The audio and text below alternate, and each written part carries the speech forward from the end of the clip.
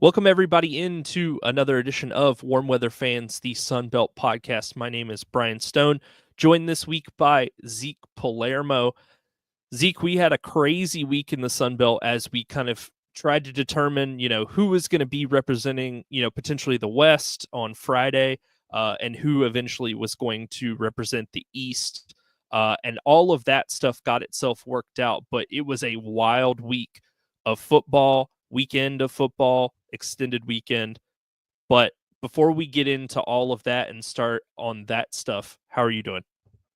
I'm doing well. Like you said, it was quite a crazy week. It started on Thursday, from not just a Sunbelt perspective, but there were some crazy NFL games as well. Extended into the weekend. Friday night's Georgia Tech game was ecstatic. And then that spilled over into the weekend with all of the rivalry college football games. And as we've got going on right now, I've got my eye on the Bills game playing San Francisco tonight. It was a good time. Thanksgiving's a fun time. Love to spend time with the family. Nothing crazy going on. I do have a question because as we record this, it's December 1st. When does your Christmas tree go up? It's up. It's been up? It's been up since Saturday. Okay. I went and bought, my wife and my daughter and I went out and we get a live one every year. Mhm. We went out to a Christmas tree farm, park, whatever you call it, picked out a tree, decorated it. It's different when you have like a kid and you don't travel for holidays, because then it's like, hey, let's go ahead and do all of this because we have nothing else to do. And no one, like none of our family came into town for Thanksgiving, because usually that's Christmas. But yeah, Sure. no, it's up. We actually just finished kind of putting our first set of lights on the house tonight. Mhm. So Wow. we're pretty much ahead of the game. But before we get started, as you can see at the bottom of the screen, if anybody wants to chime in, kind of drop us your thoughts, visit our YouTube page. The URL is in the description, youtube.com/@warmweatherfans. We'd be happy to, take comments, questions, anything like that. But before all of that kicks off, let's go ahead and start here.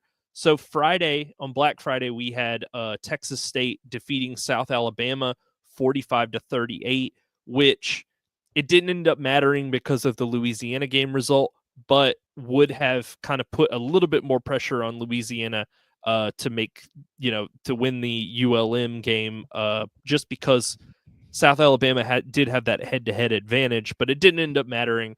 Jordan McLeod kind of chopped, South Alabama up through the air, 21 of 28, 248 and a score. Ismail Mahdi, 20 carries, 147 and a tutty. Yeah, I mean, this was a shootout. This was back and forth. And ultimately, GJ Kinney, this hasn't been the best season, or they haven't really reached expectations, at least the expectations that, frankly, like I know we give you a lot of crap for the Mhm. call before, but like frankly, they've underperformed kind of even where I thought they would be.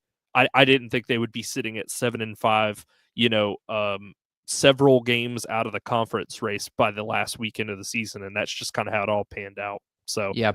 but good win for them.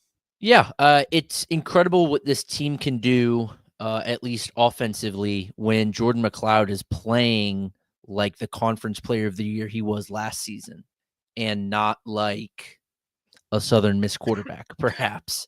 Um, I That think might be a little bit of an overreaction. Texas State is really frustrating because 7-5. Their conference losses were to Louisiana in the conference championship game, but then also to Georgia State and Old Dominion, which, as we reflect upon the season and even as you reflect like immediately after and now that we have hindsight of the entire season, those are games that should have been won, and ultimately fall to coaching for being unable to do so. Losses to Louisiana are excusable. Losses to those teams are not. No. I think we saw a Southern or South Al team whose offense is pretty hit or miss. feast against Texas State. That was not necessarily unexpected, although when they played a team that is kind of Texas State light in Arkansas State earlier in the year, South Al only put up 16 points. Yeah, So that was a interesting. weird. That was a weird That game. that was a weird game for both sides. I think my takeaway is just that, like, well, now that is Jordan McLeod a senior? I don't think he has eligibility left. I think he's done. He's done. I think he's done. Yeah. Obviously, the next step for Texas State is shore up this defense. And it's disappointing that we don't get to see a full season of Jordan McLeod as Jordan McLeod. But I'm curious, like, where this team goes, whether they continue to stock up this offense. Obviously, they need to go find a quarterback. That's without question. But where do they restock? Do they find a replacement for Ismail Mahdi, who I believe is also a senior? He is listed as a junior. Okay. You don't need to replace Mahdi then. But it's a question of where do you stock up here. And I think GJ Kinney has an opportunity to either set this team up for success or set himself up for failure in which way he goes, which is disappointing because the Texas State issue since the Spavital era has been recruiting.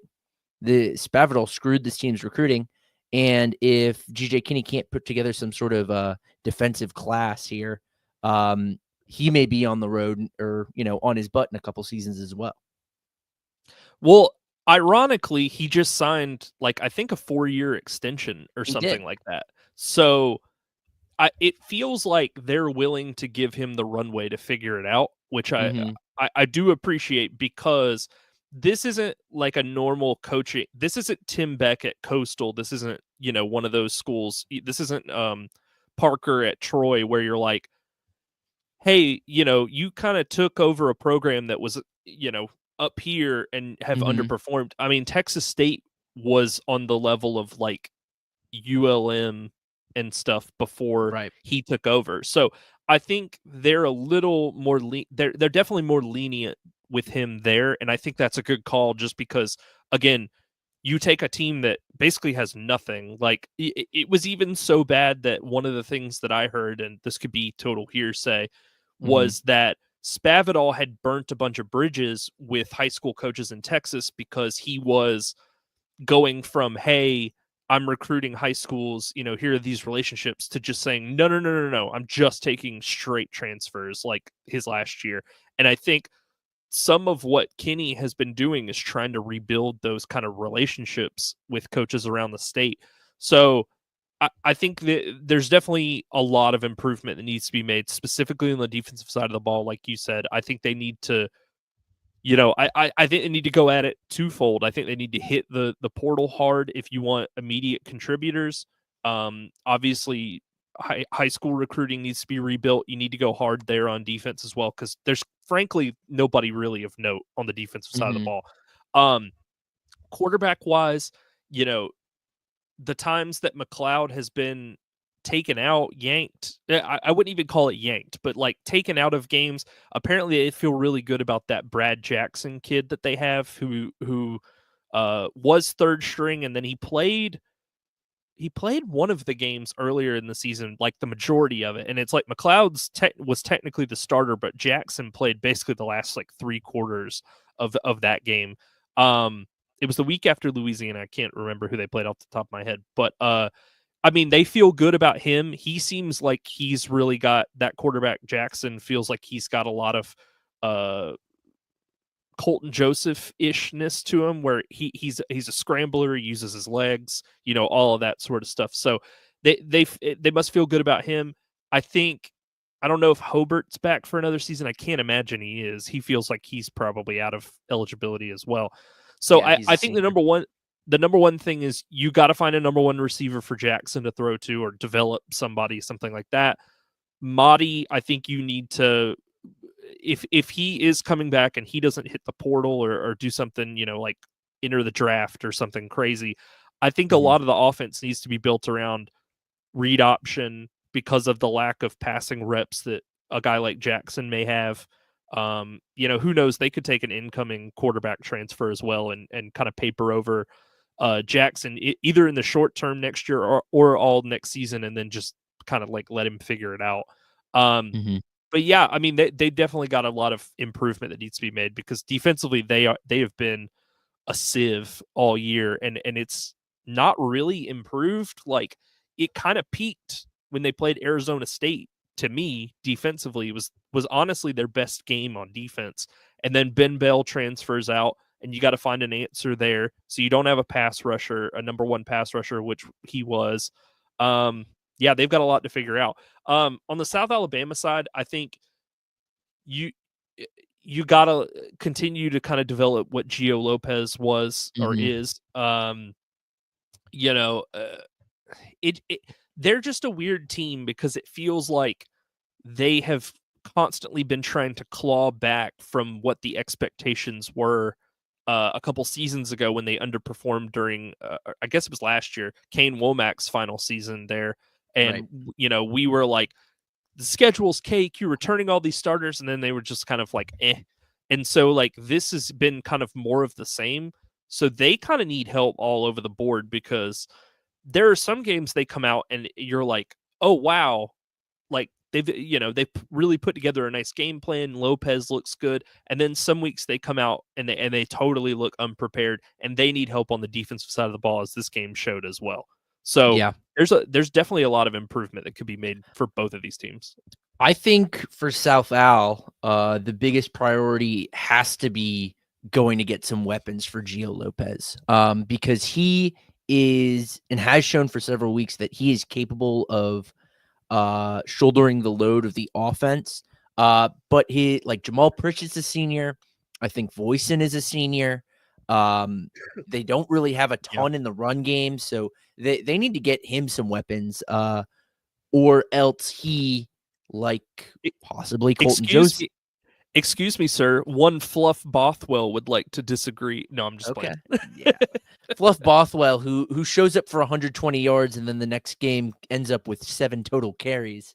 Yeah. Uh, I I think this team needs to find something for Gio Lopez and solidify the team around him before he hits the portal. Much like I anticipate Colton Joseph doing at Old Dominion. We're a year into Major Applewhite. So you have to consider it a win that he didn't sleep with any of his teammates or his players' girlfriends. But from a football perspective, are we high on him, low on him? Is this what was anticipated? This was about what I expected. Mhm. If he had turned in a worse than 6-6 season, I think there would have been like a feeling of, oh no, maybe we anointed this guy following Womack leaving. Um, but as far as I'm concerned, like I said, this is kind of right on schedule. I think for me, I think next season's going to be a better barometer for where we are with him because Matt kept alluding to these like negative camp reports and things that were Mhm. coming out before the season, and we couldn't even really put kind of a handle on, what does that mean? Like, do the players not believe in the scheme? Like, do they feel like they're not being coached properly? Do they not, is he a hardo versus being a player's coach, and yeah, Mhm. or vice versa? And they kind of got used to one way of coaching under Womack and are going through something different now. This has been basically kind of right on target for me. So I think next season it's not a make or break because it's only year 2, but I feel like we'll get a better feel for what kind of coach he is next season with, he's got a whole recruiting cycle to himself. They can figure out what they want to do in the portal, kind of make a plan to attack it in that way. And then, like you said, hopefully, I'm going to say this pretty much for any quarterback that's slated to return next year because of how NIL and transfer portal and stuff works. If Lopez returns, and the only reason I say that is because we've seen guys with less talent and worse stats leave for other Mhm. situations. If Lopez returns, yeah, you really need to bring in help around him because if you're not going to be able to run the ball effectively, then you got to find him some targets who can kind of fill those voids with Pritchett and Foyson and those guys. So that's going to be one really big thing that they need to do, and so that's going to be a task for them to attack next year. But if we're all good on this game, Texas State ends their regular season at 7-5 and 5-3 in the conference. South Alabama finishes their season 6-6 and 5-3 in the Sun Belt. Okay, so getting to Saturday's slate of games, the first one that comes up here for me is Louisiana with a 17-point fourth quarter, putting away the ULM Warhawks, their rival. What was it? Wooldridge broke his collarbone, I think Matt said. So that's sort of the situation there. Chandler Field stepped in and he was good. 17 of 26, 188 and 2 scores.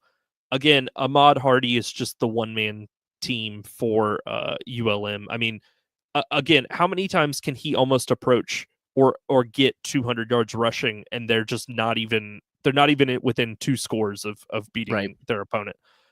I feel bad for the guy, honestly. Like, I really do, because I know that this season was not anticipated to even probably be close to 5 wins, but to start the season 5-1, I've been through this. To start a season 5-1 and then just 0-6 the rest of the way, and just you go from, hey, we're in the driver's seat in the West to we're not even going to be in a bowl game. That's really tough to stomach. So Yeah. my heart goes out to him, because I know that has to be tough to put up these stats and show all of this, and then just have absolutely nothing to kind of show for it at the end of the day. Yeah. I just calculated he averaged over 125 yards in losses. Yeah. And, granted, that was just the back half of ULM's season. They are in a situation that Southern Miss has been in for the past several years of, you've got a guy with no support cast. Now, granted, ULM, for much of the first half of the season, and it fell off kind of once they hit their backslide, but for most of the first half of the season was a very strong defensive team. This is a team that was looking a lot like Troy in some ways, and that they would want to beat teams, 17-14, 17-10. And they had a lot of guys defensively that really impressed. I think Billy Pullen was really good for them. He had 6 sacks. They had an 100 tackle guy in Wadiat Williams. This is a defense that has talent. But if they don't figure out, much like Southern Miss, which feels like that's the bottom of the barrel comparison, and no one is really at that depth of poorness. But if you don't figure out this lack of offensive identity, let me take that back. They have an offensive identity, lack of offensive talent. You're going to end up like Southern Miss in a couple years, where everything has just fallen apart, and you look like the worst team college football has ever seen, maybe ever. I'm serious, and so no, I know you are. And so, like, if it's Aiden Armenta, maybe he has an incredible offseason. He's only a sophomore. We know it's certainly not General Booty. He's proven that he's certainly not the guy. I'd be shocked if he doesn't enter the portal for, would that be his second time? I think was he somewhere after he came straight from Oklahoma to ULM, right? He didn't have a stop in between. I'm unsure. I know he was at the very least at Oklahoma. Oh yeah. Okay, he played a year at JUCO. So really only 1 year in the portal. But like right now, it would be Aiden Armenta, I guess. And unless you get the quarterback whisperer in that staff, you guys are looking kind of screwed. I think I've said this before, and the more that I've seen out of Armenta during this backslide, the more I feel justified in saying this. I wouldn't be shocked or fault Bryant Vincent if they just cleared out the quarterback room and was like, hey, we're just starting fresh. Because frankly, this is not to me, I don't think Armenta has a ceiling of really anything of note. Like, he's turnover prone. He's not accurate with his passes. So you're just kind of like, how do we build off of that? Like, you can't work around weaknesses of throws too many interceptions and completes like half of or less than half of his passes, like on an average day.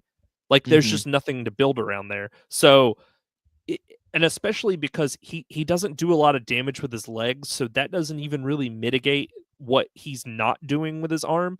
And so I just feel like it again, if they want to hit the portal hard at the quarterback spot, or like if they, I don't know what their recruiting situation looks like. If they have a guy that they feel good about coming in as a quarterback, I feel like you gotta give that guy first dibs, because you've seen what you have in Armenta now, and frankly, it's not anything really. No. So yeah. So again, Fields played pretty well. Two touchdowns, one pick. Zylan Perry, 19 carries, 150 yards, 2 touchdowns for Louisiana. This one was tight at the half, 13-13. And then, Louisiana outscored them, what was it, 24-10 the rest of the way. So yeah, I mean, this has kind of been Louisiana's thing is early in games, they kind of just hang around, don't really do very much.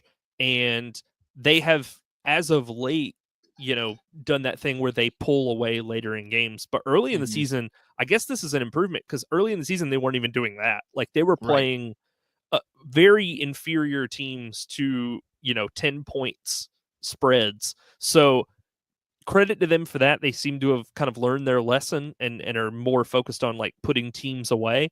Um, but with Wooldridge being out and them having, Fields come in for him, that's going to be a really interesting kind of factor in the Sunbelt Championship coming up this next Saturday, because I frankly don't feel like he has kind of the ceiling that Wooldridge does throwing the football. Like, I feel like He Wooldridge could really, really push the ball down the field, and I'm not sure. I haven't really seen that out of Fields. he doesn't have the ceiling that Wooldridge does, but I would say that I would feel comfortable saying that the floor is roughly the same. Yeah. In games with Chandler Fields, and not just this season, this has gone back several seasons as Fields has kind of served as, this in between, good enough to start, but not really the starter guy for Louisiana. They game plan, they pass the ball much less with him. He gets closer to 24 to 27 passes, whereas we saw Wooldridge at times this season pass the ball upwards of 34, 35 times. And they lean on that running back room, in which they have several guys that can run the ball well. I think I hear what you're saying about the ceiling not being high enough, and we can put a pin in this until we talk about the actual conference championship game. But I don't think you're going to need Ben Wooldridge to have hit that ceiling in a game, and therefore it's okay if you downgrade in a way to Chandler Fields, because I feel like the floor is roughly in the same spot. He's played this role as the lieutenant quarterback for several years now. That's been his entire career at Louisiana, and I can't imagine that guy's not a fan favorite just for the role he plays. Every franchise, every program loves their backup quarterback if he comes in and plays well, and that's what he's done for the past Mm-hmm. 3 years. Yeah. So Louisiana locks up a spot in the Sunbelt title game with the win. Frankly, they didn't even really need to win, but a win does secure a home appearance for the Sunbelt title game. So they will be playing in Lafayette next Saturday. But Louisiana closes their regular season 10-2 and is now 7-1 in the conference. UL Monroe finishes their season 5-7, 3-5 in the Sunbelt, and on a unfortunate for them 6-game losing streak to close out the year. So hopefully, Bryant Vincent can kind of identify where their weaknesses are and kind of build off of that. Getting into this next one here, this was your game. So Georgia State gets blown out by Coastal Carolina 48-27. Christian Valaire turned back into Mr. Hyde in this game from his Dr. Jekyll routine. He threw 4 interceptions, 15 of 26, 205 yards. Yeah, what did you see? Because I mean, I didn't know what I was getting from either one of these quarterbacks, and I guess the coin just landed on tails, and it was Valaire's Mhm. turn to be terrible. Yeah. Well, granted, although he was highly efficient, Ethan Vasco was not like dazzling. He went 13 for 17.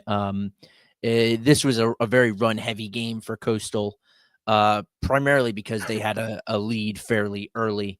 From a Georgia State perspective, I'm glad. I'm just glad the season's over. Christian Valaire turned in a performance that I had not yet seen out of him in how pitiful it was.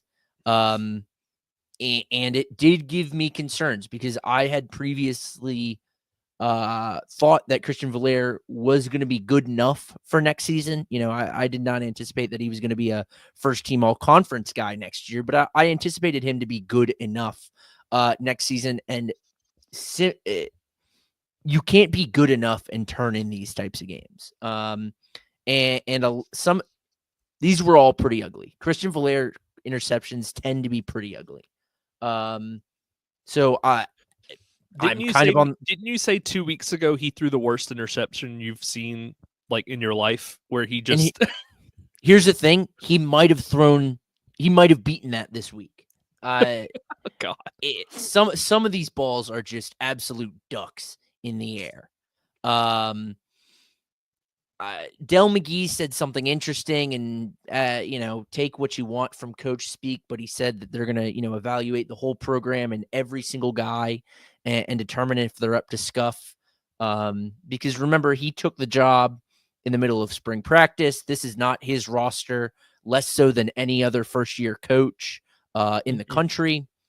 So I'm curious, like, much like where ULM is at, where like there's a possibility they clean house quarterback wise. Like, shoot, you get the feeling that might happen at Georgia State. That might happen in the receiving room. Ted Hurst was really good this year, but other than that, no one really did it for you. Running back wise, Freddie Brock had good games, but he was not exceptional. Defensively, the best players are all seniors, and we're going to be pretty barren in that regard.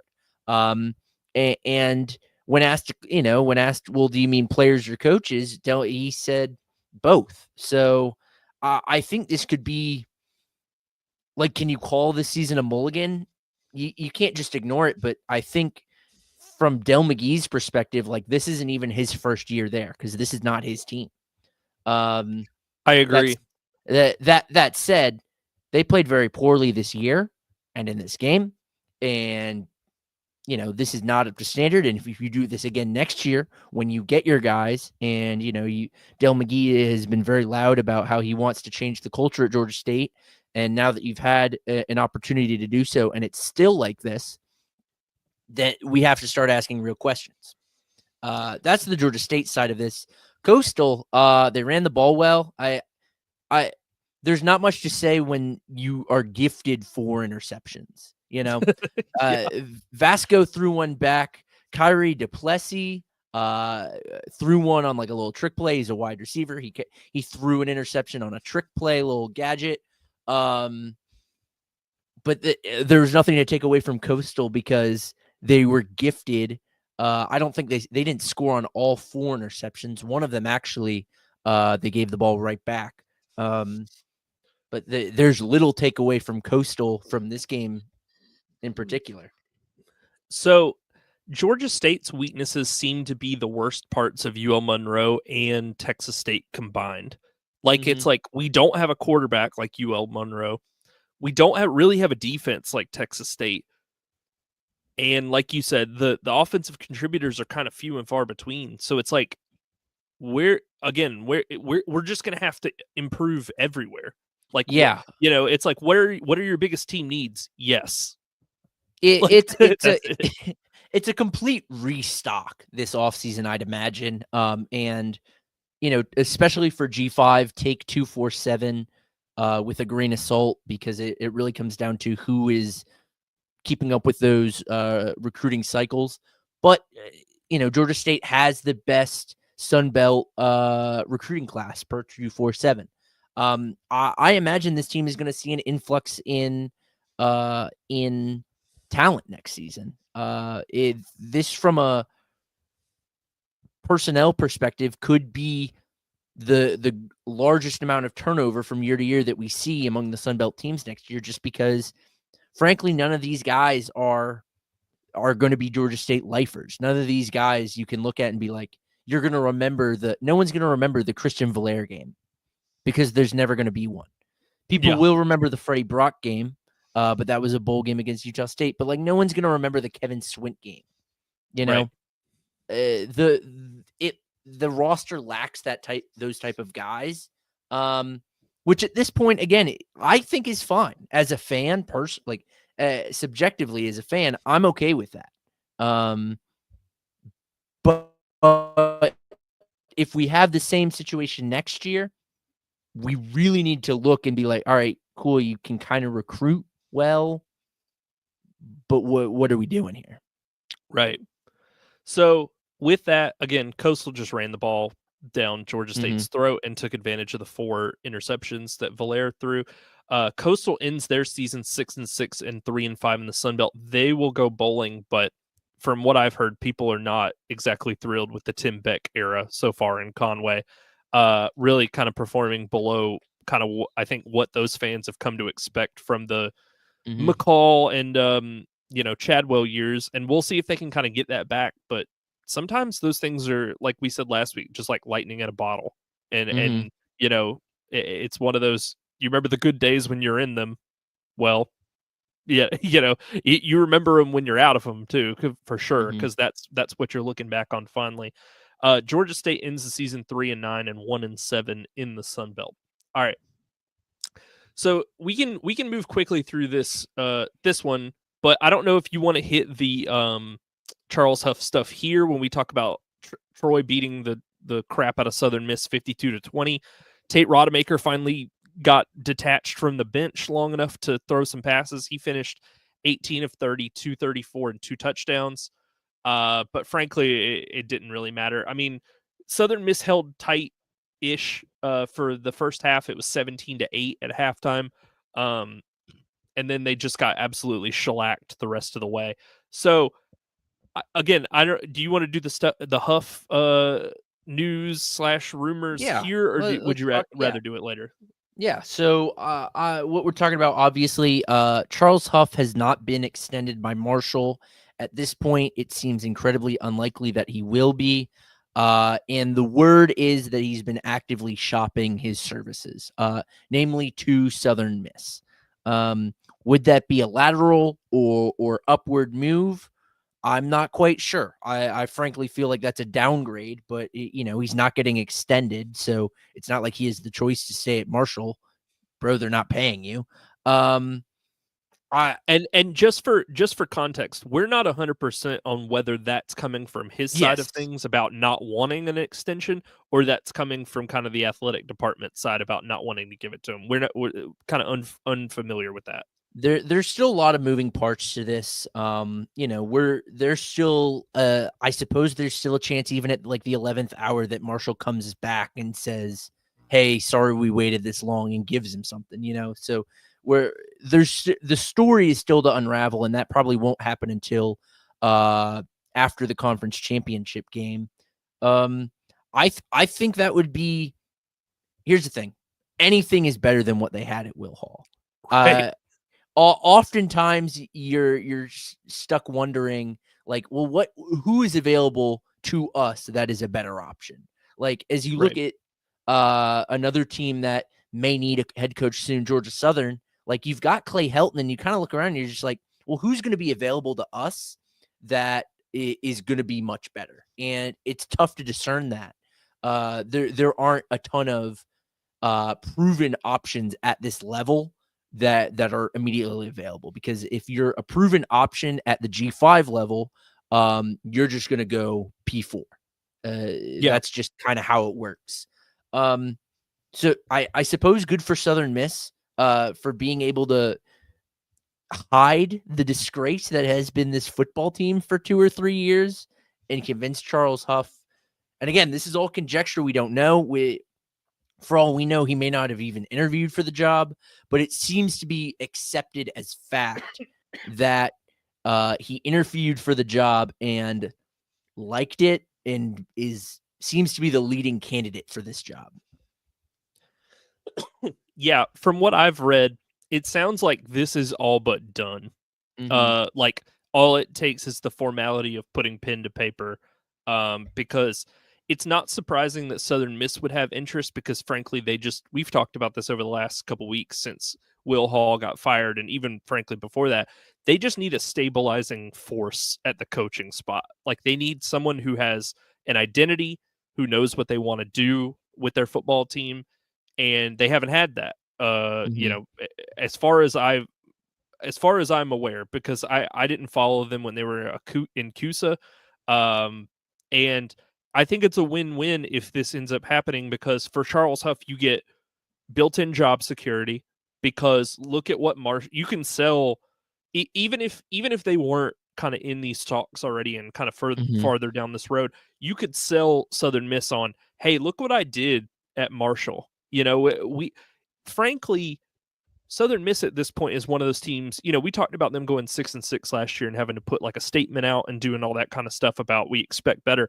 Frankly, at this point, Southern Miss would kill to go 6-6. Are you kidding me? They would love to be just bowling. So his down years would be Southern Miss's peak as of late. And then, the 9-win seasons notwithstanding. So I think it's a win-win from both sides. I think the ultimate loser, I guess, out of this is Marshall, but we can talk about that when we talk about the Marshall JMU game and how that ended up. But as far as this game goes, Damian Taylor ran all over Southern Miss, 23 carries, 169 yards, 3 touchdowns.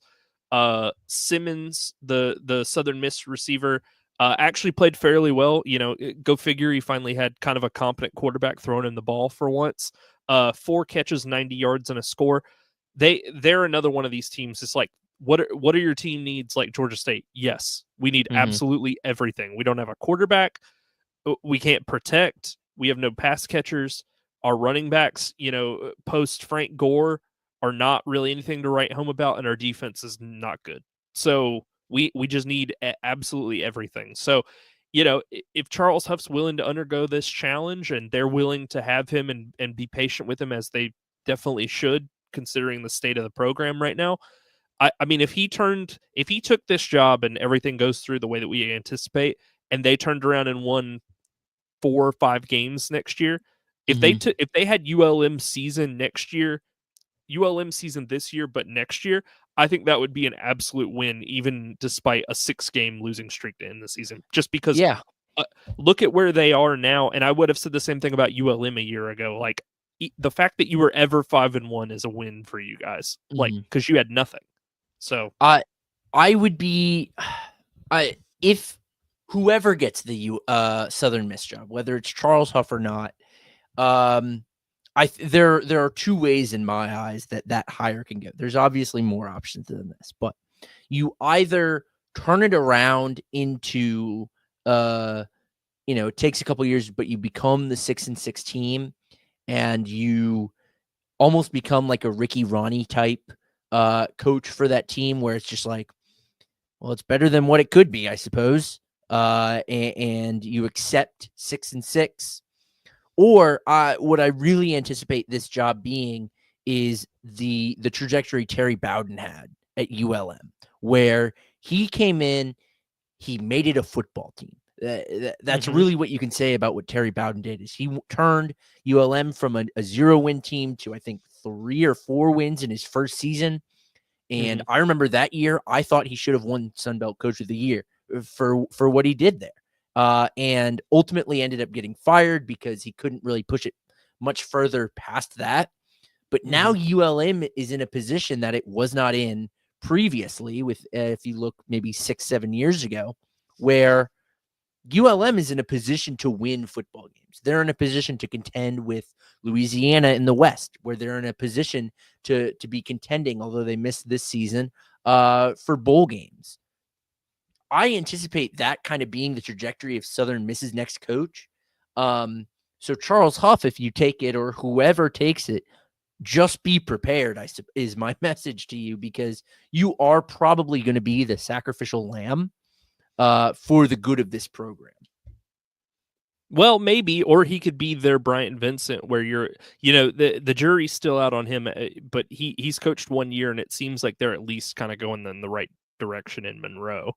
Mm-hmm. Whereas, yes, he could be very much be their Terry Bowden, where he's the coach before the coach, Mm-hmm. but I think with his track record, I think Southern Miss is hitting a home run in taking him away from Marshall, a 9-win school. I think the question is, are they going to have the support from like the NIL side of things? Are they going to be able to? Are they going to get the support from the athletic department? Like all those types of things. And I'm sure that they've had these discussions, but I think that's one really big one. On the other side of things, I do want to talk about Troy a little bit before we move Mm-hmm. on. Not this game specifically, but kind of moving forward. So I was pretty critical of Parker throughout this season, Troy's coach, and it seems like they won 3 of their last 4 to end the season, which is obviously huge for them because you at least get some momentum to kind of run into next season. Hopefully, again, transfer portal pending and all of that sort of stuff. Matthew Caldwell, you get him to stick around. You might have an answer at quarterback at least for next year.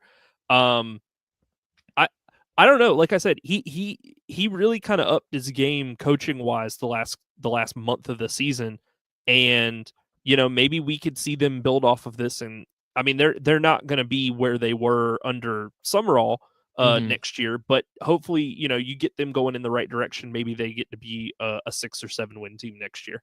Yeah. This is a team that, for one, started out 0-3 and then got their first win against an FCS team. So that was just a difficult struggle. But then as you look through their schedule, if we start at the back half, I suppose, as you talked about, there's 3 out of the last 4. The only loss came to UL, and it wasn't like the other 2 wins came against Southern Miss. It was against Georgia Southern and Coastal, which are Yeah, at worst middle of the pack, I suppose, is the worst thing you could say about those teams in reference to the Sun Belt.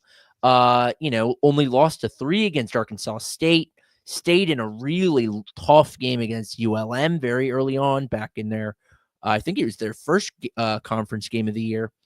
So Troy was ultimately disappointing, I think, because I mean, consider where they were last year, where they are now. right. Um, I penciled them to at the very least make a bowl game just based on the continuation of what they had last year. But there was far more turnover, or the turnover was far more impactful than I had anticipated. I think Troy's in the right direction. I agree with you. I think they're at the very worst like primed to be.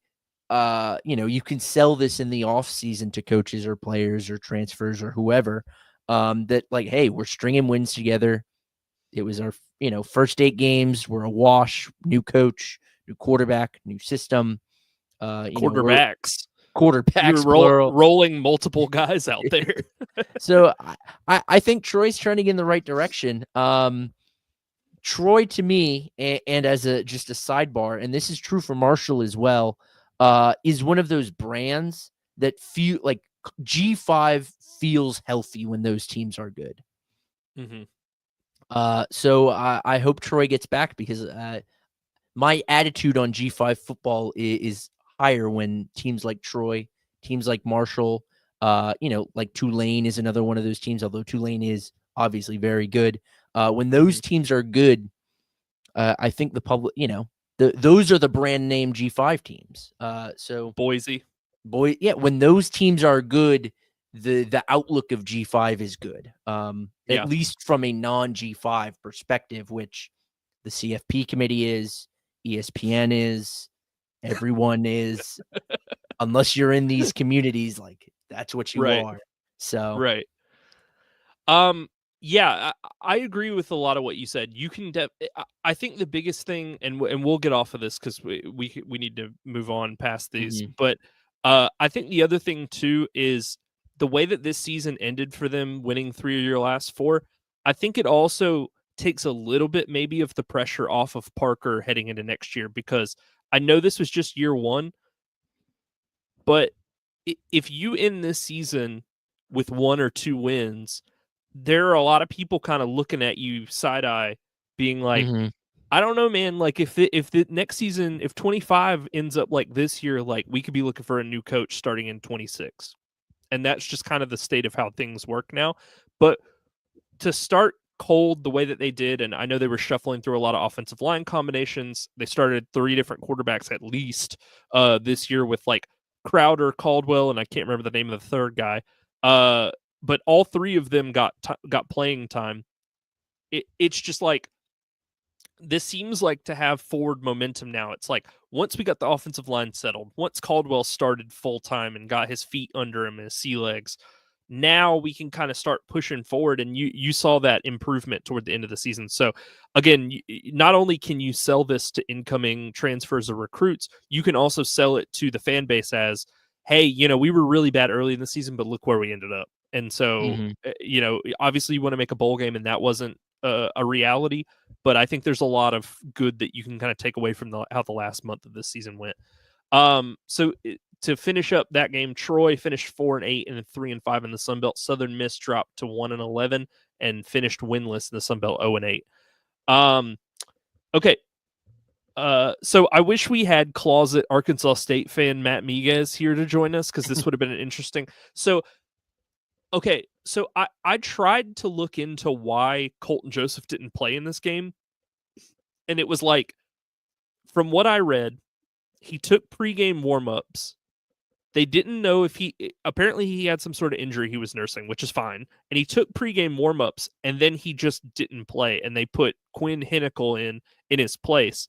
And Quinn Hinicle was kind of doing a Colton Joseph impression in this game. He actually led both teams in rushing for a single player with 206 yards and 2 touchdowns. I said at the end of last week, I said, I'm going to take Old Dominion -4. There's got to be something I'm not privy to in this game, because it seemed obvious that Arkansas State would pull this off.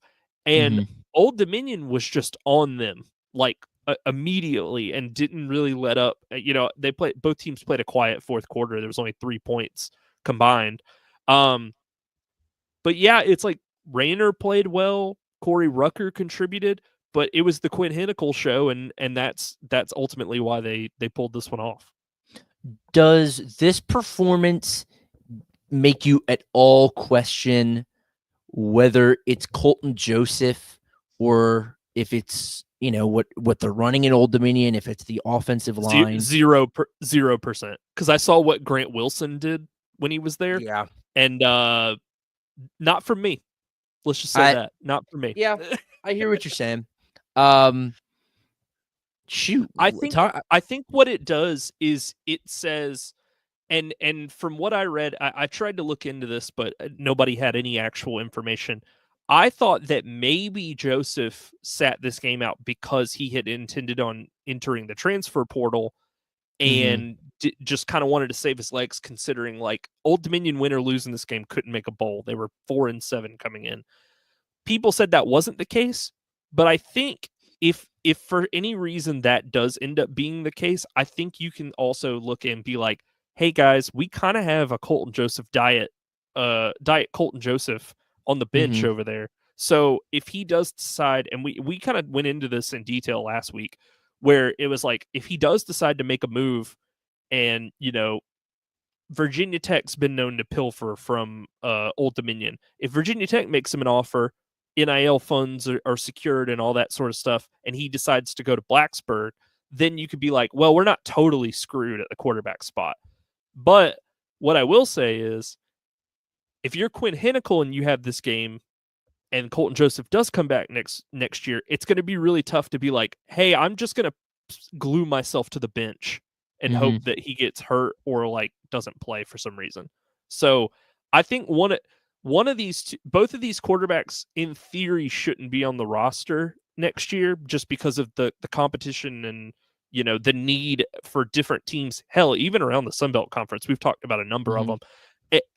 These teams need quarterbacks. So I think if Ronnie sells both of these guys on, hey, be a part of the team, like all that is great, but there are starting spots out there to be had if either of these guys, or even potentially both, look elsewhere and go, hey, I'd rather have a starting job locked down versus competing in spring. Yeah. It's hard to imagine both these guys on the roster. I know as again at Georgia State, I'd be happy to take either of them. You guys keep whichever you please. We'll take the other. Truly, um, where that kind of concludes the Old Dominion talk. Let's talk Arkansas State, 7-5. You you know where I stand on Arkansas State and where I stand on Butch Jones. They're going Well, bowling. if people are listening for the first time, let's just give them a quick 2-minute refresher on how you feel about it, because that's just saying that not Yeah, everybody has yeah, listened to all right. of our episodes. I'm very low on Arkansas State. Much like how Old Dominion, kind of in the early parts of the season was stringing together wins. And the consensus, my perspective of the Sun Belt consensus was, all right, it's Old Dominion. We're not going to give them a ton of credit for this. They're able to string together wins, but is it legitimate? Is it sustainable? Not really. Right. That's how I feel about Arkansas State and have felt about Arkansas State. And I do not believe that this team is really legitimate. I feel fairly strongly that Jalen Rayner has incredible flashes, but is far too inconsistent to really be the lead of this team. Granted, he's only a sophomore, so he has time to grow into that role. Should he stay at Arkansas State? Arkansas State, yeah. So my perspective on this team has not changed. This is the game where you look at Jalen Rayner and you say, "Oh my God, this guy's legit." But mind you, 2 weeks ago, back when they played like Georgia State, he passed for under 100 yards, right? So you get both of them with him. So my opinion of Arkansas State has not shifted much from where it began at the beginning of the year. Where do you stand on this team? I was dead in the middle of you and Matt. Like, I don't think Butch Jones is a good coach, and nothing going 7-5 and 5-3 in the conference did not do anything to shake that belief that I had. I thought offensively the talent was good. I think I expected a little bit more from Jalen Rayner this year. Like you said, that there was some real inconsistency that kind of gave me some pause. But I wasn't quite as low on them as you are, and I'm not anywhere as near as high on them as Matt is. So I'm like dead in the middle, where I'm like, this game had all of the pros and cons of this team that I highlighted preseason, which is good quarterback, can do things with his legs and improvise and buy time for these guys like Corey Rucker. And all of that's great. The offense, when it clicks, it looks good. Sometimes you play a 18-16 game with South Alabama and no one knows what went wrong, but that's kind of the breaks. But defensively, this is exactly what I'm talking about. Like, they allow 40 points to a guy that hasn't played meaningful snaps this season in Hinnkel. The first drive, he rips off a one-play 92-yard touchdown run that took him 14 seconds to get to the end zone. And then the next scoring drive that Old Dominion had, they went 13 plays, 90 yards in 5.5 minutes. This is everything that I had questions about. Like, even when Matt was like peacocking last week on here and was like, what about the Arkansas State haters? I was like, dude, that defense can fall apart at any moment. I don't know what you're talking about. And I was trying to get into that with him, where I'm like, just because a team has more wins than losses doesn't inherently make them a well-coached or very, very good team. That's just not how it works. Right. Like, you have to look at the state of the rest of the conference. When you play App State, I'm not saying they played all these teams, but I'm just going through the bottom kind of rungs. It's like Coastal had to win to make a bowl against Georgia State this last Saturday. App did not make a bowl, having been in the conference title game a year ago. Georgia State is at the bottom of the conference, no question about that. UL Monroe finished on a 6-game losing streak. South Alabama finished 6-6, but they were insanely inconsistent. Troy had a really rough start to the season, but won 3 of 4 at the end of the season. you might have figured some things out, but that was the team that represented the West in the Sun Belt title game last year, finished 4-8. And then Southern Miss, of course, is a train wreck. So I'm just like, when those are the types of teams you play, that was kind of the point I was making to Matt last week, which was not all 7-win teams are created equal. Like a 7-win team from last season in a more competitive conference is probably better on average than like your Texas States, Arkansas States from this season, which are 7-win teams. So that was kind of the point I was making. And so I fall dead in the middle of you two where I'm like, defensively, throw it out, start over. Like I know I've said that like in years past, but it truly is like whatever you've done in years past. I don't know if the defensive coordinator, how long he's been there, get him out of there, start hitting the portal and high school harder on the defensive side of the ball. Because offense, you've done a good job of kind of stocking it with talent. But if you're playing a 40-32 game against a team's what started as their third string quarterback at the beginning of the season, like that, you just can't win with that. And so that's another thing where I'm like, Butch Jones, I'm just not a fan of as a coach because he can't figure those things out. Right. So we do have to consider though, because this makes it 2 years in a row that they're going to finish with at least 6 wins. They went 6-6 regular season, 6-7 overall. Arkansas State did last season. I say this more to remind myself of this, but like we do have to be open to the idea that I need to come closer to you in where you stand on this team, and maybe possible you need to come closer to where Matt stands on this team, because Butch Jones, after winning 5 games in his first 2 years, is now bowl eligible for 2 seasons in a row. And say what you want about the state of this conference, which I will speak poorly of. We're in a pretty dark time. This season has been pretty dark for the conference. Like that's not for nothing. And again, I say this really to remind myself that come next season, I need to be open to the idea that this isn't 2 fluky years, that maybe Butch Jones, despite his inefficacies and, head up his own assery, might be able to, turn this Arkansas State team into what it was, when it was Blake Anderson, when it was Hugh Freeze, Gus Malzahn. Well, going back to the discussion we had about Texas State last week, when we were talking about what did we kind of learn, I will forever, and I know he won 7 games. Good for Butch Jones. I will forever plant my flag on the island of, if you have a terrible defense and I can't name a single player on your defensive side of the ball, this is your cap. 7 wins, you will not. You may win 8, but you won't be in contention for the conference title. Like, when's the last time you looked at a team and go, that team's defense is absolutely awful, but they're in the Sun Belt championship game? It just doesn't happen. Like, think about the JMUs recently, the Troys, the App States, whoever, even, like you said, going back to Arkansas State used to have a good defense, like, and they just haven't under Butch Jones. So that's sort of my thing is, if he comes back with roughly the same group as this year and doesn't really bring in any new contributors and things like that, I will continue planting my flag on the island of, show it to me, because I haven't seen it yet. Defensively, I haven't seen it yet. Like, you guys, you'll have a couple of good weeks here and there, but you'll all also, be in a 40-32 shootout in the last game of the season. And so I think this shows kind of, there is a hard ceiling on the team as it's currently constructed.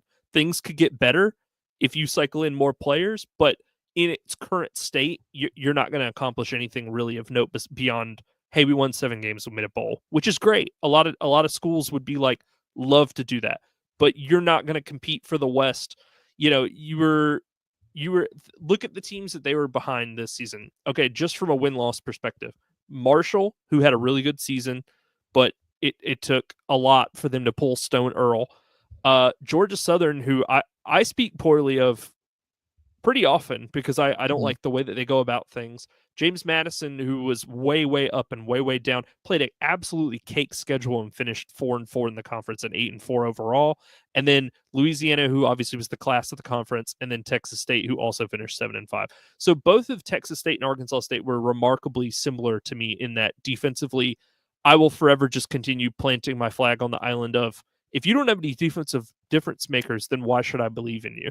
And until, one of those teams that plays every game 48-30 and wins a shootout every week, like until one of those teams wins the conference, I'll continue to doubt that that's going to happen.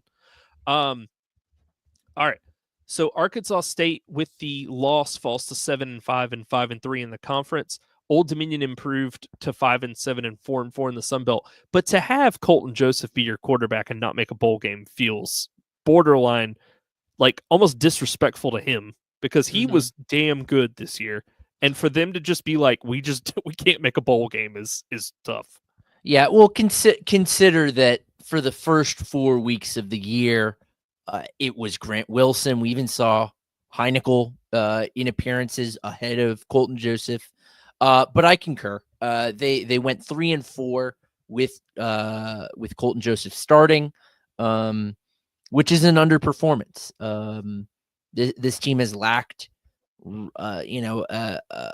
in excess of weapons for a while now. Like I said, he'd be silly not to at least consider other options outside of Norfolk next year. Well, we'll see if he sticks around or if he ends up, kind of having his eye elsewhere. But getting into the second to last game of the night, Georgia Southern defeats App State at home 29-20. Frankly, Georgia Southern was almost like when Charles Huff refused to play Braylon Braxton, in that running the football was working almost every single time, and they kept trying to go away from it for some reason. And so, and kind of App was the same way. I tweeted during the game, I said, Frank Ponce, the offensive coordinator for App, is doing the team a disservice every time that Joey Aguilar throws the football, because both teams were just running the ball kind of at will. And so, you had Jalen White go for 18 carries, 125 yards, and 3 touchdowns. You had Amani Marshall go for 24 carries for 127 yards and a touchdown. Aguilar threw 2 interceptions. One of them was just a great play, and the other one I can't even really blame him, because basically the receiver fell with a defender underneath him, and the receiver kind of like let the ball go at the last minute, and the defender was just laying there and caught it like that. That was like how one of the interceptions happened. So like, I kind of blame the receiver a little bit more on that, because I feel like he could have fought a little harder to kind of secure possession on that. But this has kind of been the thing for Aguilar, man. Like it's high, it's good passing numbers, turnovers, not overly efficient.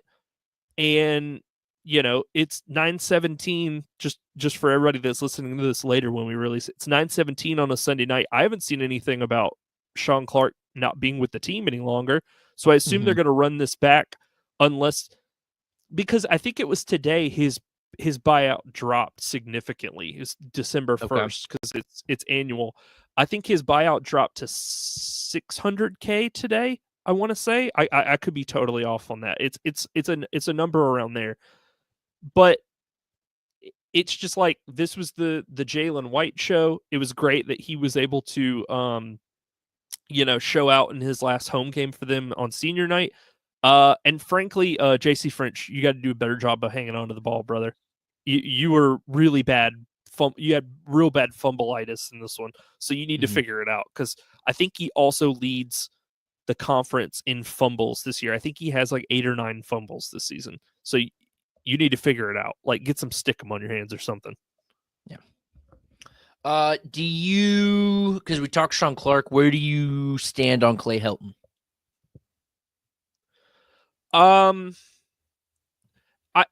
So I thought about this analogy actually when we got off the air last week, and I wrote it down because I wanted to keep it for you and presumably if Matt joined us.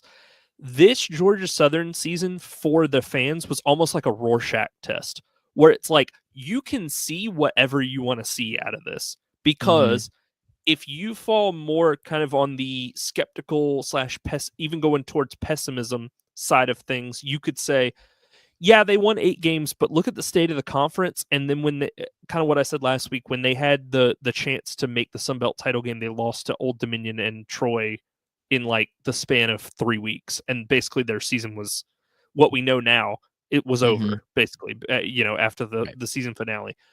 Or if you fall on the optimistic side, you could say, "Hey, previous 2 years we were 6-7. We were struggling to, even kind of become bowl eligible there, or we would start hot and fall off the face of the earth. And we didn't do that this year. We won, I think, as many games in November as Clay Helton had wins in November the first 2 years of his coaching tenure here.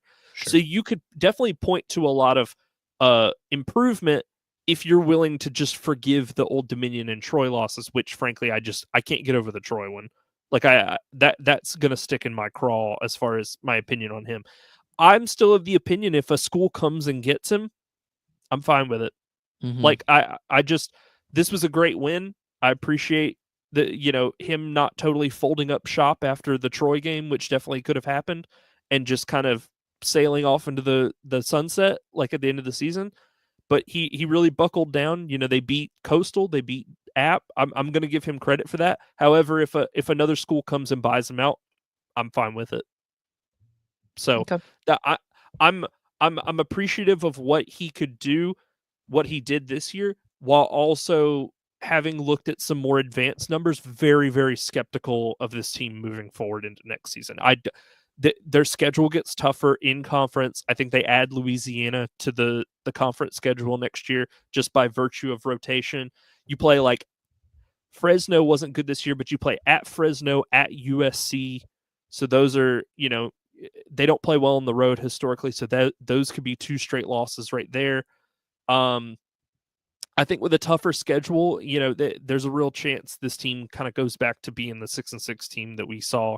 I think this team had a couple of miracles hit with the South Alabama and Marshall games, and kind of how those ended up Mm-hmm. as wins. Those could have very easily been losses. So I feel like kind of the pendulum could swing back the other direction. So again, I don't know what openings are available.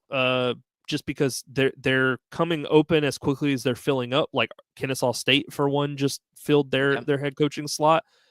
ECU hired who Clay Helton was rumored to be in touch with earlier in the season, hired their interim full time. So we don't know who's going to be open or what's going to be available. But again, if a school wants to come buy him out, I'm not going to be mad about it. I'm fine with it. So I think there's a lot of luck that really played into this 8-win season for him, and I don't know that you can replicate that. So, Okay. um, so where are you at on Sean Clark? You think they should let him go, or you Yeah. think they should try to give him another season? I'm out on Sean Clark. I've said for pretty much all season, and maybe even spanning into last year that just like he's been fine. But App State is one of those programs where fine is not good enough. This team, even in its current iteration, has enough talent to outperform what it's doing. I'm disappointed by what we've seen from Joey Aguilar. And based on what we've seen from him in the past, I look to the coach and not to Aguilar. I was disappointed by the run game this year. This is a team that has had some very good running backs in the past several years, and no one really stood out to me in that regard. And defensively, they were fairly mild as well. Really not getting after pass rusher or quarterbacks too much, not forcing incompletions or interceptions at a high rate. I feel pretty dumb with Sean Clark, and that's not to say that he should be fired in disgrace or bought out in disgrace, or whatever the contract situation may be. But I think his time here is, it's concluded, and that's okay. He can be thanked for what he did. And exactly, just send him Thank off you with for your service. thank you for your service, Sean Clark. Like you were a very good coach for a couple years, but you've run your course. Not every guy can be at a program for 8, 9, 10 years. They also, I think my biggest thing that I took away from this, and even going back to previous games, is they just feel like they're not that tough trenches mindset team that they have been the last couple of years. Like it feels like defensively, I mean, in this game especially, you can run on them like it's really not all that difficult. And it just feels like they kind of lack that mental toughness and grit that like previous app teams have shown.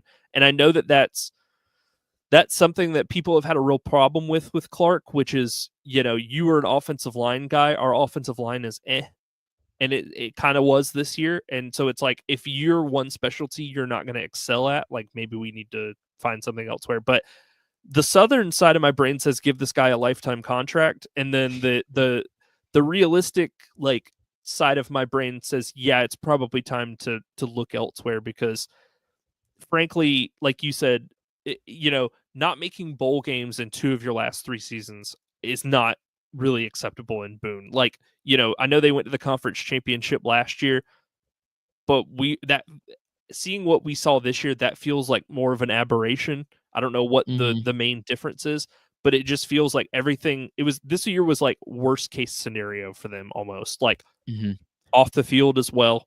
We recognize that.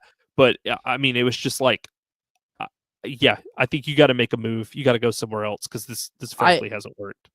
I think this is not a winning strategy, but I think it may be a situation where, again, this isn't a way to build a strong program or win football games, but if he only has 1 year left, they played one less game, so it's very feasible, especially how we saw Liberty kind of fall apart. Like, it's very feasible that this team would have ended 6-6.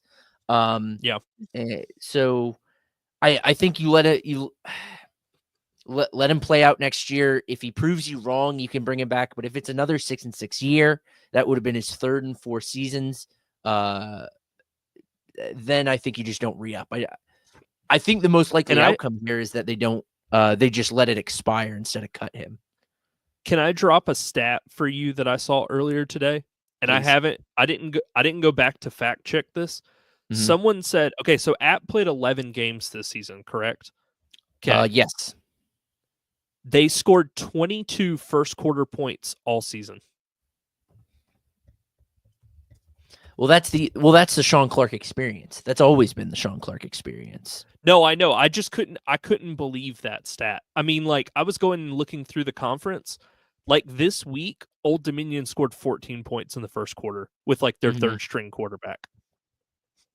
Like, and I'm just like, dude, if you can't figure it out at App and it feels like you have the right players in there, maybe not the right coaches, wink, wink, defensively. And I know, speaking from experience, why that would be.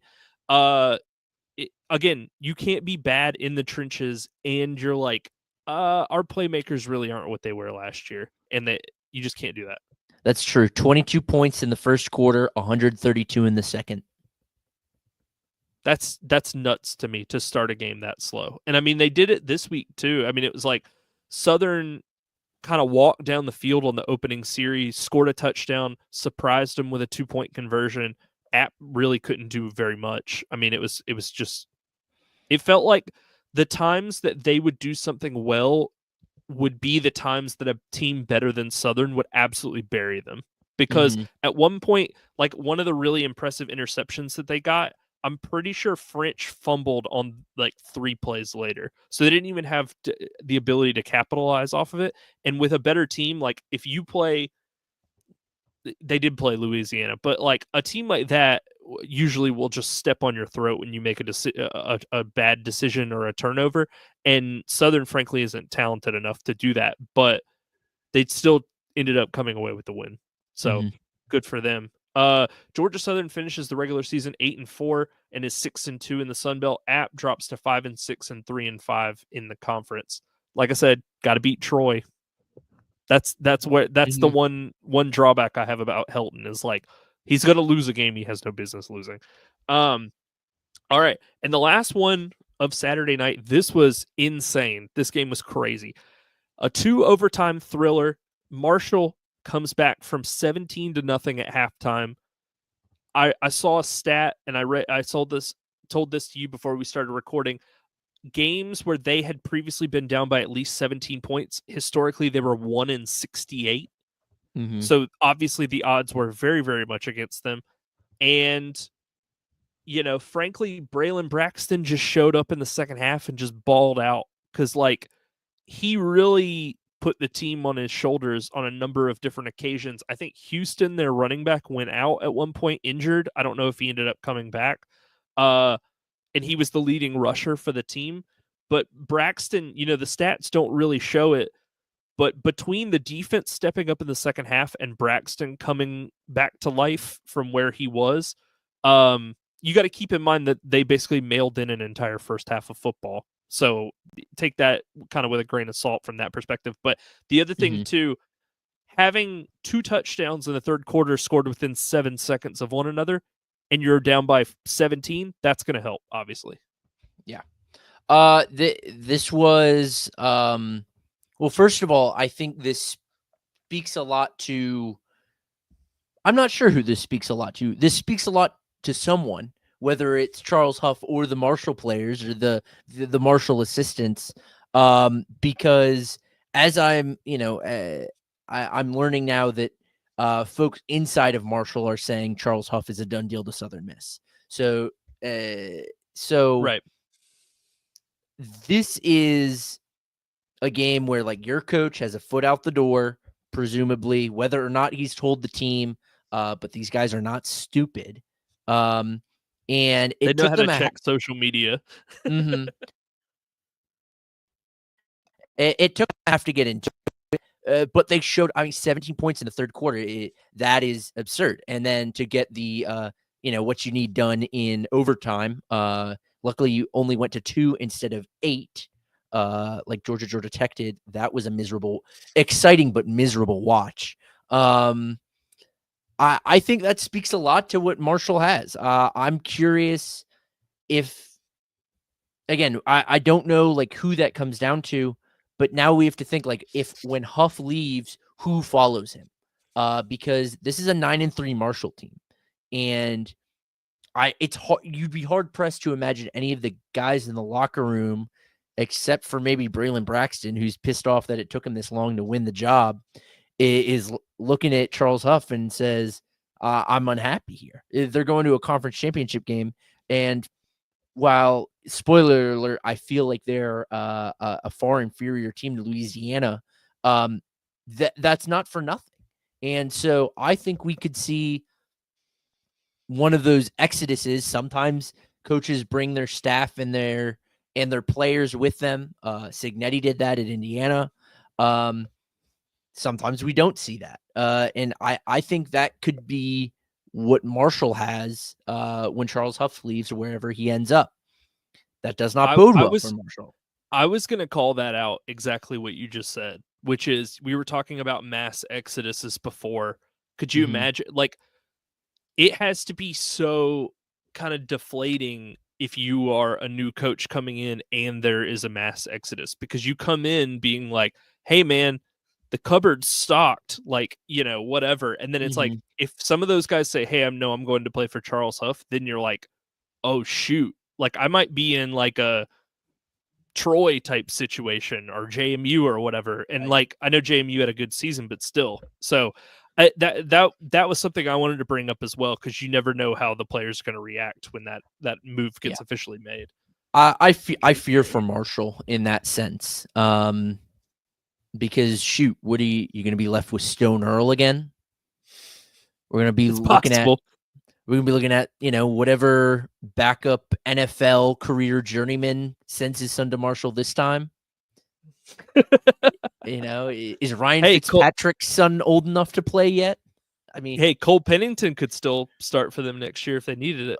Oh goodness. They need to be in a real bad spot to need Cole Pennington to start. Yeah, I agree.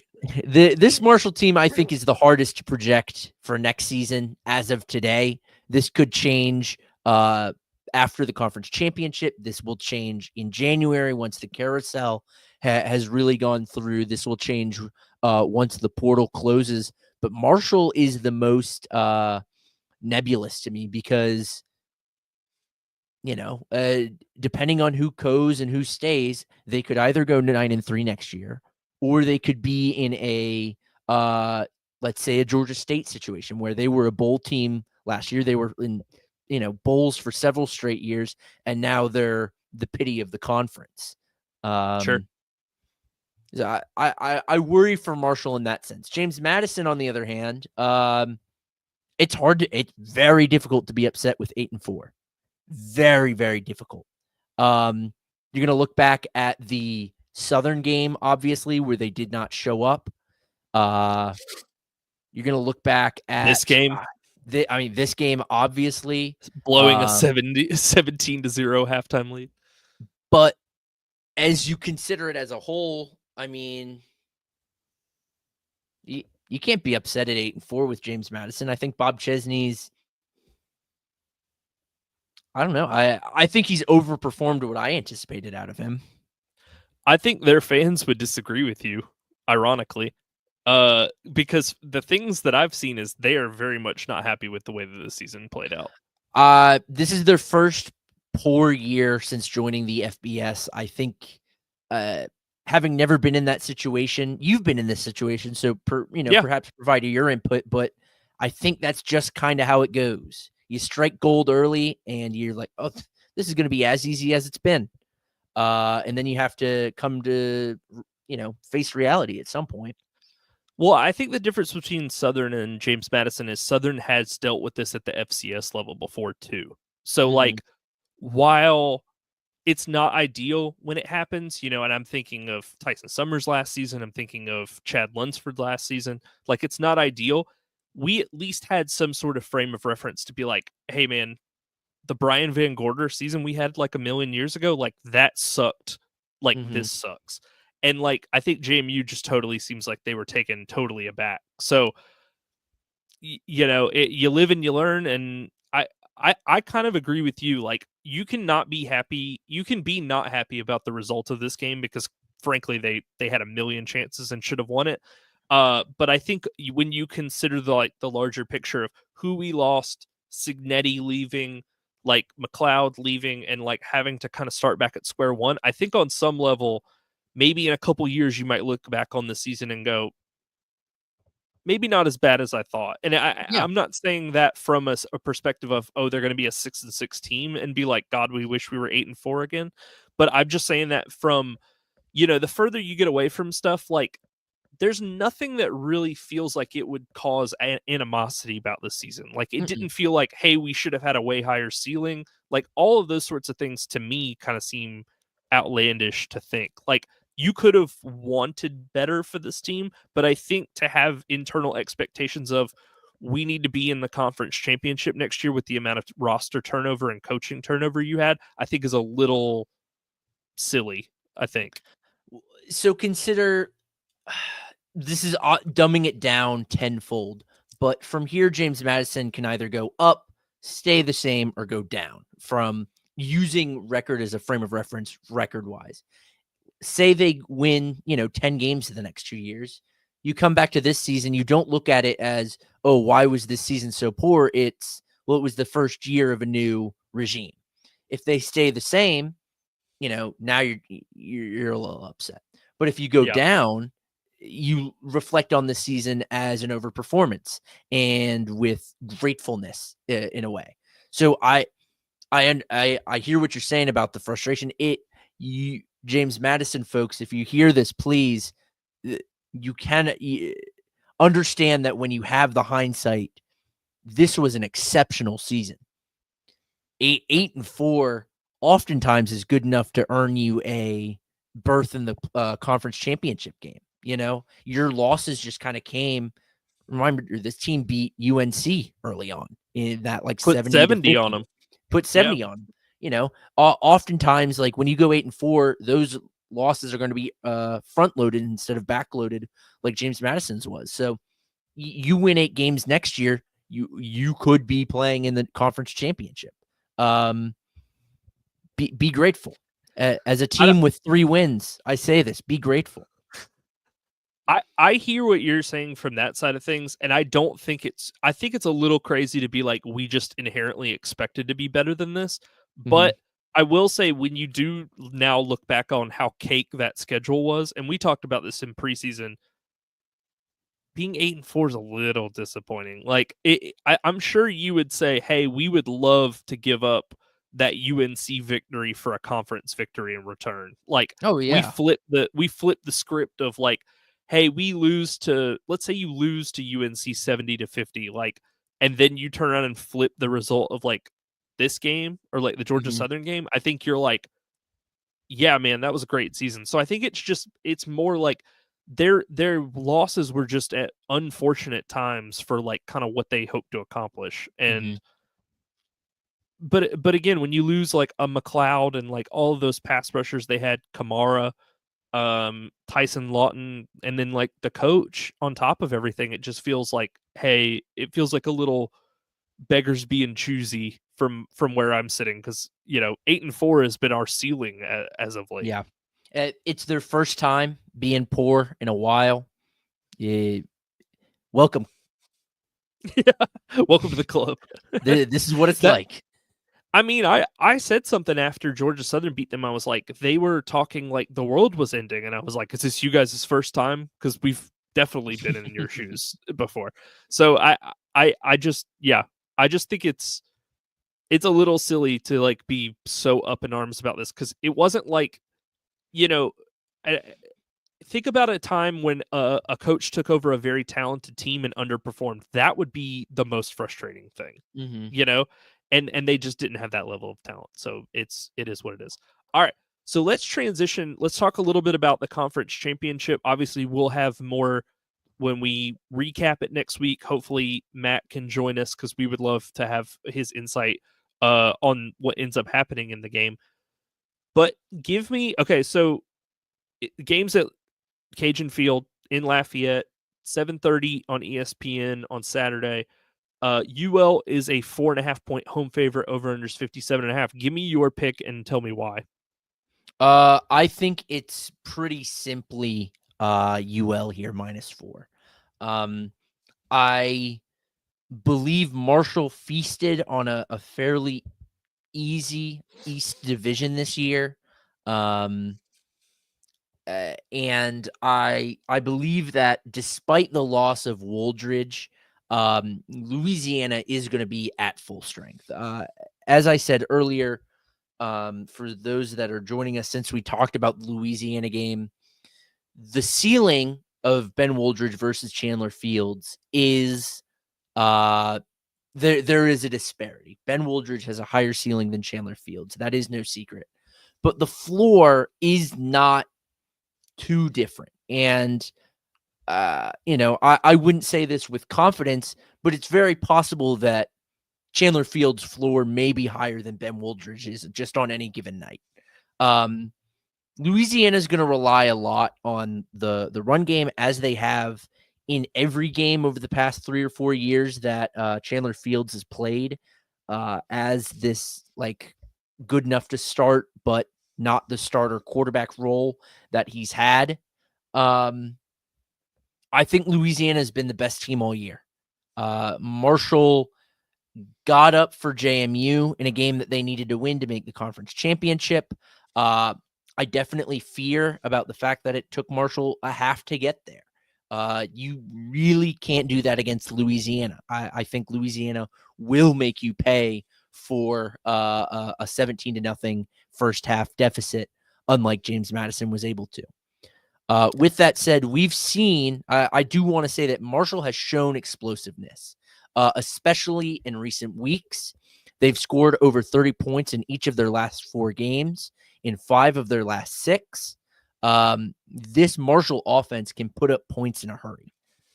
And if in the world where they do win this, the route to doing so would be through the offense and outgunning a Louisiana offense that is going to be and has tended to be more methodical, very balanced. I don't want to say pro style, but pro style in the way that it splits its pass and run. Louisiana has put up points in a hurry, but it's done so against poor teams. when it plays teams of a higher caliber. Texas State earlier in the year, Coastal, even the Tulane game, I was not as impressed. And for those reasons, I take Louisiana here. So I'm not going to make a straight up pick. I'm actually going to take the over in this game. Well, I think Louisiana wins, but I think it's closer than the spread. But I would rather just take the over for that reason. Like, I don't want to have to thread the needle of, oh God, are they kicking a second field goal before the end of the game, or are they just sticking with the 3-point lead? So Sure. I'm gonna take the over.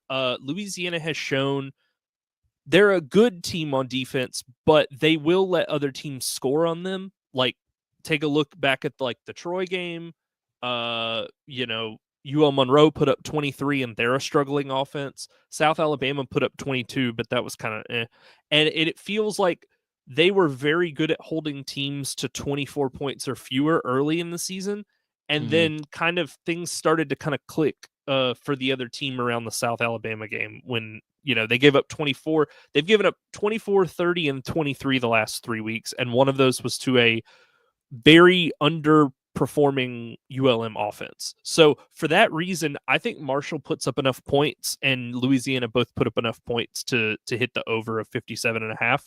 I don't think either of the defenses are locked down per se. So I think there will be opportunity for both teams to score points. But I do think Louisiana comes away as the winner. If I had to take a side, I would still say Marshall plus 4.5, and I think they win by, I think Louisiana wins by a field goal. So like, I think it's going to be a closer than they indicate, but I would rather take the over because I feel like that's more of a sure thing for me. All right. We'll find out. Hopefully we'll have boots on the ground. I anticipate Matt will probably end up being there. So I look forward to hearing what he has to say come next Sunday. Yeah. All right. So as we wrap up here, Zeke, let everybody know where they can find you on socials, and then I'll do the same and we'll get out of here. Yeah, you can find me on Twitter at Zeke Palermo, ZekePalermo. Post about the pod, post about really any other sports things that are catching my eye. I'm going to be having to catch up on the Bills game after this. They're up 21-3 at half over the Niners. Go Bills. But even against a struggling Niners team, no lead ever feels safe with Buffalo. That's fair enough. Yeah, no, I get that. As always, you can find us on X at Warm Weather Fans.